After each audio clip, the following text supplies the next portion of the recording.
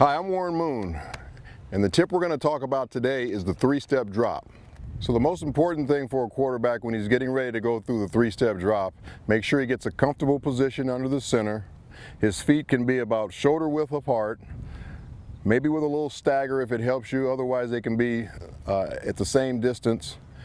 And then the most important thing about the three-step drop, I feel, is the first step, because your first step is going to give you the depth away from the line of scrimmage so you can clear away for your offensive lineman to make a nice pocket for you. And then those next two steps are going to be more to gather and get your feet and your body up underneath you so you can make a nice accurate throw.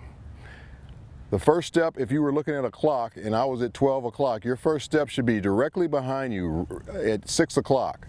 That's going to allow you to go straight back in the pocket. You don't want to overstride or over-rotate yourself and come back too far to the left, and all of a sudden you're going to drift to the left. And then your offensive guard or tackle, thinking you're going to be right in the middle of the pocket, now all of a sudden you're right in their back pocket.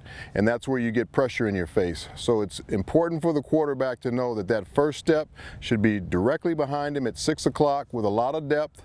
Then those next two steps are more to gather your feet, get yourself ready to throw at your target. Another thing you want to make sure you do is that left foot, if you're a right-handed passer, or your right foot if you're a left-handed passer, should be pointed right at your target. That way you're going to get more accuracy on your throw. If your toe is not pointed at that target, then you're not going to be as accurate. Also, you want to get good bend in your knees and your legs to make sure you get a lot of velocity on your throw, because the three-step has got to come out, and it's got to come out with good velocity, whether it's a slant, whether it's a hitch route, or whether it's a bubble screen. You want to get good velocity on the football, and if your knees are locked, you're not going to get good velocity on the football. So get a good bend in your knees, good bend in your legs, and I think you can have a lot of success in the three-step. So let's watch a demonstration here.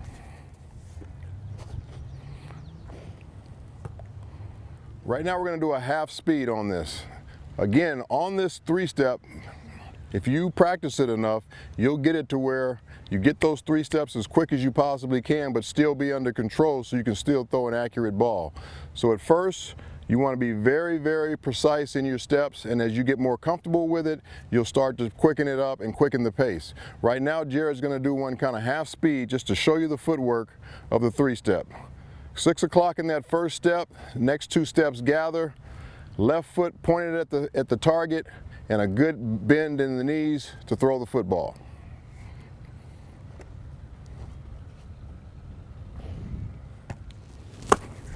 Now we'll do one in full speed so you can see how the ball is supposed to come out.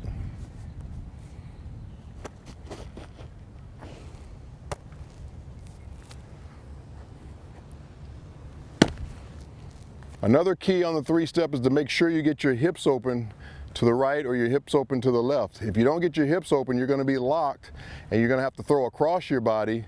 And again, you're not going to get the velocity or the accuracy on the football. So making sure you get those hips open to your target is going to be very, very important for having success in the three-step drop.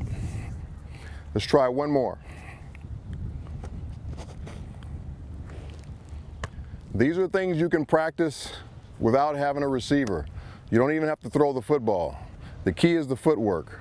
Making sure you're doing all the proper things, making sure you're getting your body in a proper position, and then once you do go out on the field with a receiver, now you have worked enough on it and you should have great success with it.